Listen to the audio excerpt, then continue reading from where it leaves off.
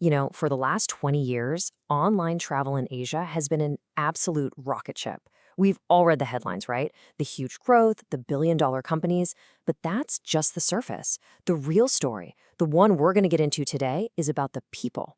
The ones who stayed up all night, fueled by wild ideas and cheap coffee, coding dreams into websites when they were basically just making it all up as they went along. This is their story. I mean, this quote just says it all, doesn't it? It perfectly captures that feeling in the early days. This wasn't just about a business plan on a spreadsheet. It was a massive, terrifying gamble. You build something completely new, you throw the digital doors wide open to the entire internet, and you just hope, you pray that somebody, anybody, shows up. Well, for a handful of pioneers in Asia, they did. So, let's rewind. Picture the turn of the millennium. The dot-com bubble had just spectacularly imploded, the whole Y2K scare was still a fresh memory, and the internet, well, it really felt like a true frontier, a digital Wild West. There were no rules, no maps, just this huge, unpredictable space buzzing with potential.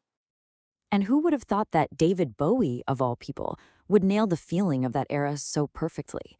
Exhilarating and terrifying. That's it. That is the exact tightrope that the first generation of online travel founders had to walk every single day. And just look at the mountain they were up against. In 2003, less than 6%, of all travel in the entire Asia-Pacific region was booked online. Just think about that for a second. That means over 94% of the market was still completely offline. People going to travel agents, making phone calls. The opportunity was obviously massive, but so was the challenge of changing the habits of hundreds of millions of people. And these were the first ones to take that leap of faith. You had Ctrip in China, Make My Trip in India, Travel.jp in Japan. And here's the thing. These guys weren't your typical travel execs. They were total outsiders, techies, ex-bankers, a bunch of misfits who saw this huge wave coming from the West and decided they weren't going to wait around for it to crash over them. They were going to build the surfboard themselves. Yeah, and it was anything but easy. This quote from Make My Trip's founder shows just how close to the edge these companies were living. This wasn't some glamorous startup story. This was an hourly fight for survival. A true trial by fire that forged this incredible resilience in them. Okay, so this is where this story takes a really unexpected turn. The biggest leaps forward often come from the most unlikely places. For online travel, the first huge catalyst wasn't some brilliant new piece of tech. It was a global tragedy.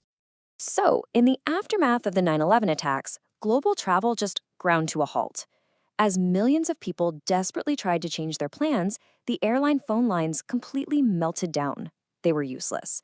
So, out of pure desperation, people turned to the web, and they discovered, hey, I could actually manage my own bookings right here. Now, it was a horrific event, obviously, but it had this completely unintended side effect for the industry. It became an accidental rocket booster for online adoption. And that gets to this core belief, this idea that the human desire to explore is just fundamental to who we are. It's what drove people like Barry Diller. Right after 9/11, when everyone else was running away from the travel industry, he famously doubled down and acquired Expedia. He just got it. He knew that travel would always bounce back because, well, we always bounce back. All right, so if that first wave was all about scrappy tech pioneers, the second wave, well, that was fueled by something else entirely. A massive flood of capital that would give rise to a whole new generation of local titans. So, you remember the 2008 financial crisis, right? Afterwards, governments started pumping unbelievable amounts of money into the global economy through this thing called quantitative easing. All that cash had to go somewhere, and suddenly, investors who once saw Asia as way too risky were pouring millions, even billions, into these homegrown startups.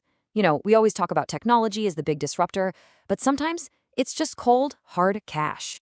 And all this new funding fueled companies that understood a critical lesson. You can't just take a Silicon Valley playbook and expect it to work in Jakarta. A company like Indonesia's Traveloka totally gets this. They succeeded because they solved unique local problems. Credit card use was super low, so did they just give up? No. They literally built their own custom hardware to handle bank transfers at a huge scale. That's the difference between just importing a model and actually building one from the ground up. And the result of all this? Well, look at these numbers. They're just staggering. The market was completely transformed. From just over 17% online in 2009 to a projected 65% by 2025. The second wave didn't just build a few successful companies. They fundamentally rewired how travel works in Asia. But just as this Asian century of travel was really hitting its stride, the world stopped. The COVID-19 pandemic wasn't just a speed bump. For the travel industry, it was a full-on near-death experience that forced a total reset. I mean, just listen to this from Ouigo's CEO. It's chilling. Imagine building your business for more than a decade, only to watch your revenue just evaporate in 2 weeks, and then nothing for 6 months. This was the brutal reality for pretty much everyone in the travel world. So how do you even survive that? The old playbook? It was useless, gone, overnight. The whole growth at all costs mantra just vanished. The only thing that mattered anymore was being profitable. Companies started pouring resources into automation. And while some basically went into hibernation, the really smart ones used the downtime to build, to prepare these aggressive new product roadmaps for the day travel would inevitably come back. And after surviving that great reset, the industry is now entering its third, and honestly, maybe its most exciting wave yet. It really proves a key lesson of this industry. Crisis, whether it's 9/11 or a global pandemic, is the ultimate accelerator of change.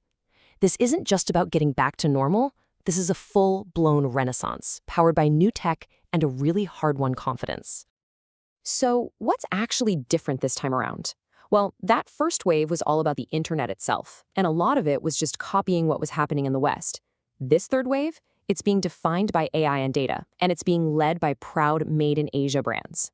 The whole focus has shifted from just booking a flight to managing the entire connected trip. Okay, so you're going to hear this term a lot, the connected trip, and it's basically the new holy grail for everyone in the industry.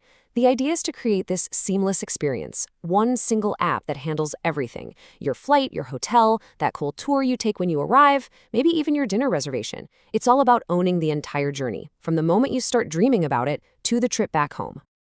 And what's really driving this new wave is that companies are finally leaning into what makes their home markets unique. In India, that means you have to build around trains and buses because that's how 96% of the country actually travels.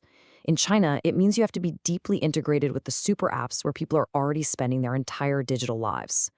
The pendulum has officially swung. Asia's no longer following the trends, it's creating them. And this quote from Ouigo's co-founder just nails it. The era of the Western template is over. The future belongs to the people who can build authentic, local solutions for uniquely local problems. It's as simple as that. And that all leads to the one massive question hanging over the entire industry right now. Is the next big disruption going to come from some brand new startup that's built on AI from day one? Or will today's giants, the big players, manage to reinvent themselves and become AI companies fast enough to disrupt themselves? The race is officially on. Which leaves us with this really cool final thought. One industry leader calls this the new Renaissance age, an era where AI makes it so cheap and so easy to create things that we don't just see one big new disruptor, but maybe thousands of smaller, super specialized players that just chip away at the giants. Just imagine what that world looks like. What an incredible future that would be.